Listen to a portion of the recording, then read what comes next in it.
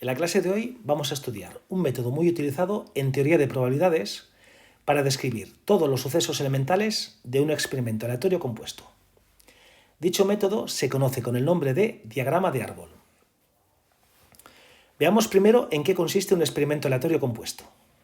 A veces, un experimento aleatorio está formado por varios experimentos simples. Veamos un ejemplo. Supongamos que realizamos el siguiente experimento aleatorio, que consiste en, primero, lanzamos una moneda. Los resultados posibles que puedo obtener son cara o cruz. Después, lanzamos un dado piramidal. Los resultados posibles que puedo obtener son obtener 1, 2, 3 o 4. Y por último, volvemos a lanzar una moneda. De nuevo, los resultados posibles son cara o cruz. Este experimento aleatorio está formado por tres experimentos simples. Son el lanzamiento de una moneda, el lanzamiento de un dado piramidal y de nuevo el lanzamiento de una moneda. Una característica de los experimentos aleatorios compuestos es que se pueden representar de forma secuencial. Es decir, constan de varias etapas, que ocurren en momentos distintos. En nuestro ejemplo, primero lanzamos la moneda. Después lanzamos el dado piramidal. Y finalmente volvemos a lanzar una moneda. En estos casos es muy habitual utilizar un diagrama de árbol para representar los posibles resultados del experimento aleatorio. Como sabéis, al conjunto de posibles resultados de un experimento aleatorio lo conocemos con el nombre de espacio muestral. Veamos cómo se realiza el diagrama de árbol del ejemplo anterior. Para dibujar un diagrama de árbol seguimos los siguientes pasos. El primer paso es el más sencillo. Simplemente dibujamos un punto, que será el punto de partida. En este momento aún no hemos realizado ningún experimento simple. El segundo paso consiste en dibujar tantas ramas como posibles resultados tenga el primer experimento. En nuestro ejemplo, como tenemos dos posibles resultados al lanzar una moneda, que son cara o cruz, deberemos dibujar dos ramas, tomando como origen el punto que dibujamos en el primer paso. Ese punto es el origen para dibujar las ramas del primer experimento. En el tercer paso, dibujamos nuevas ramificaciones que representen los posibles resultados del resto de experimentos simples. Voy a empezar con el segundo experimento, que consiste en lanzar un dado piramidal. Tenemos que dibujar 4 ramas que se corresponden con los posibles resultados 1, 2, 3 o 4 del segundo experimento, tomando como origen los resultados del primer experimento. Es decir, yo tomo como origen los resultados del primer experimento y a partir de ahí me dibujo las 4 ramas que cada una de ellas se corresponde con un resultado posible del segundo experimento aleatorio. Y por último, para el tercer experimento, que consiste en volver a lanzar una moneda, tenemos que dibujar 2 ramas que se corresponden con los posibles resultados cara o cruz del tercer experimento, tomando como origen todos los resultados del segundo experimento. Pues ya hemos terminado, ya tenemos dibujado el diagrama de árbol de este ejemplo. Una vez que tenemos el diagrama de árbol de un experimento aleatorio, ya tenemos representados todos los sucesos del espacio muestral. Tenemos un suceso elemental para cada uno de los posibles caminos que podamos trazar. Veamos un ejemplo. Supongamos que yo trazo el siguiente camino. Esto significaría que la primera moneda habría obtenido cara. Si después sigo por aquí, habría obtenido un 3 en el dado. Y si ahora sigo por aquí, habría obtenido una cruz en la segunda moneda. Es decir, este camino se corresponde con el suceso elemental cara, 3, cruz. Yo creo que es sencillo. Pues así para todos los caminos. Una cosa importante.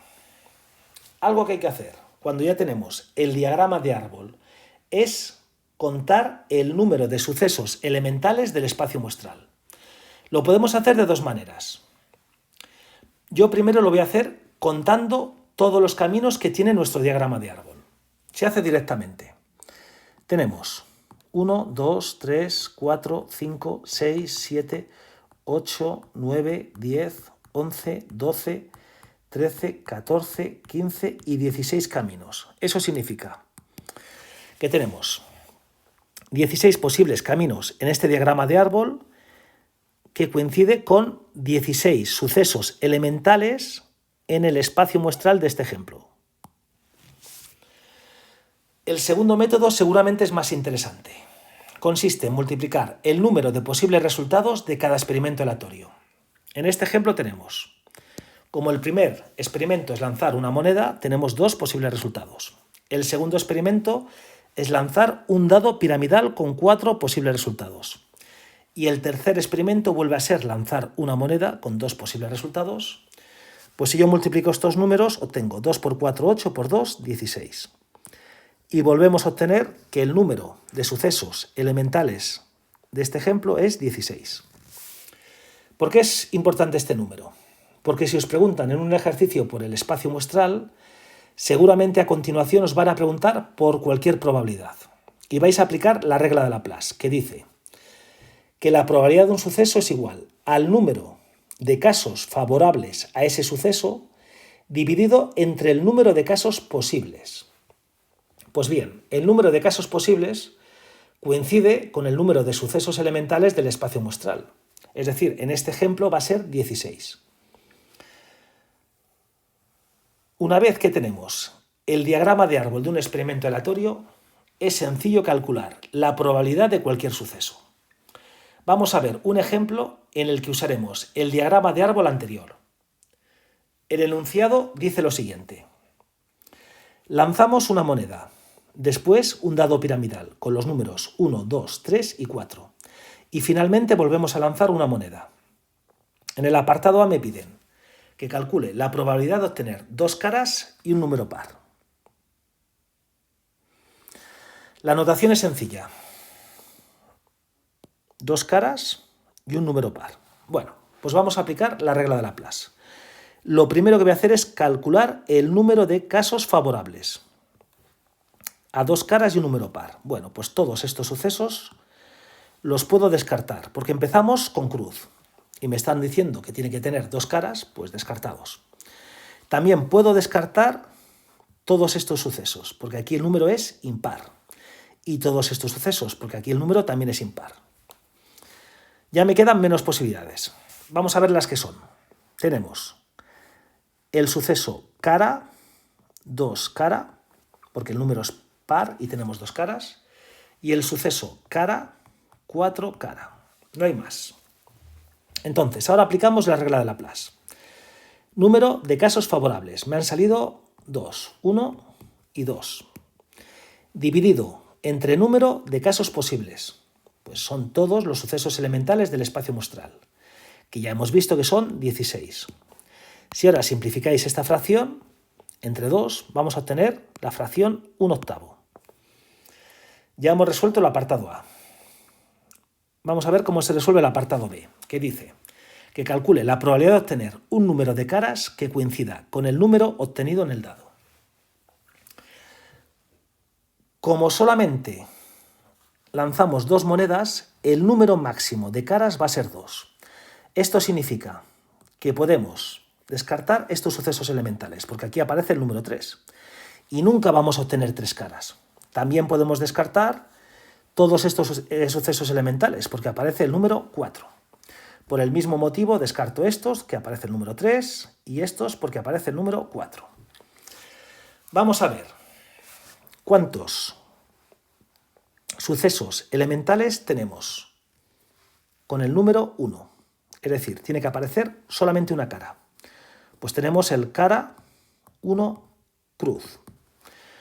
Con el número 2 tienen que aparecer dos caras, pues tenemos el cara 2 cara. Con el número 1 y empezando en cruz, pues tenemos el cruz 1 cara.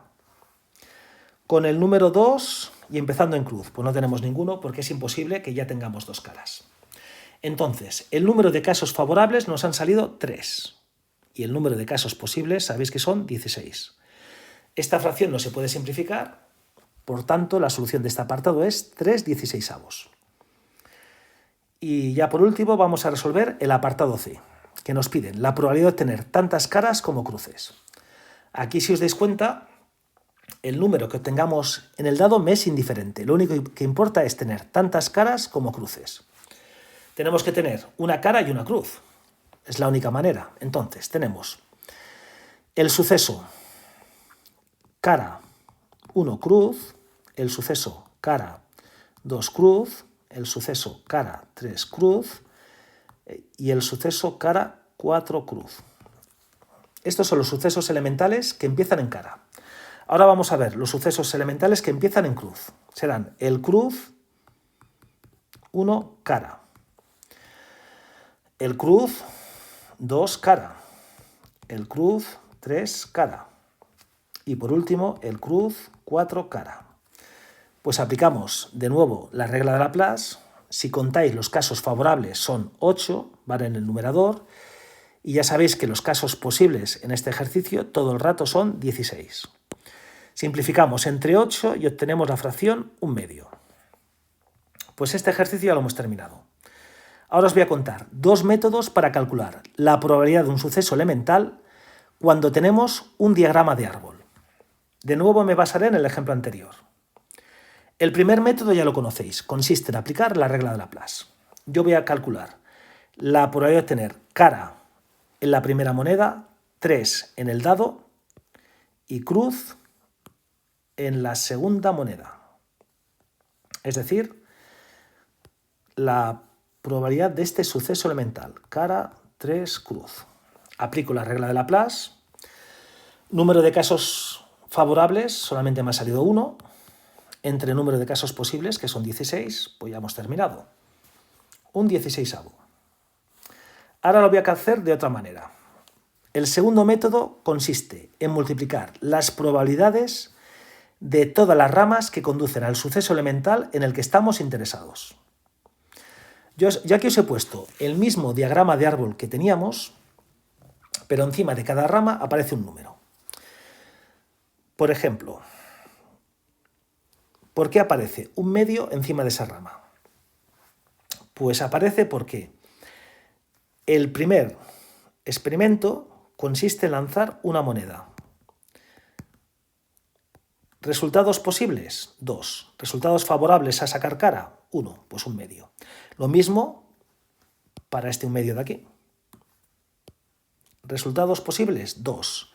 ¿Resultados favorables a sacar cruz? 1. ¿Por qué aparece este un cuarto? Porque en el segundo experimento tenemos 4 resultados posibles y, por ejemplo, para obtener el número 2, uno favorable, pues un cuarto. Lo mismo para el resto. ¿Por qué aparece este un medio de aquí? Porque en el tercer experimento aleatorio volvemos a lanzar una moneda. De nuevo, tenemos 2 resultados posibles que van en el denominador y uno favorable. Yo creo que se entiende entonces de dónde salen todos estos números. Ahora vamos a identificar el suceso cara 3 cruz. Lo tenemos aquí. Tenemos que multiplicar los números que aparecen encima de las ramas del camino que nos lleva al suceso cara 3 cruz. Pues bien, está claro, tenemos un medio, un cuarto y un medio.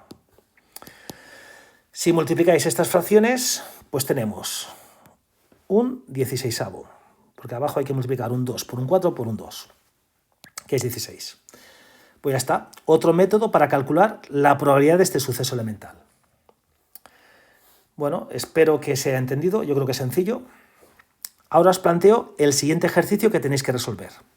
El enunciado dice lo siguiente. Considera el experimento aleatorio consistente en lanzar una moneda y después volver a lanzarla.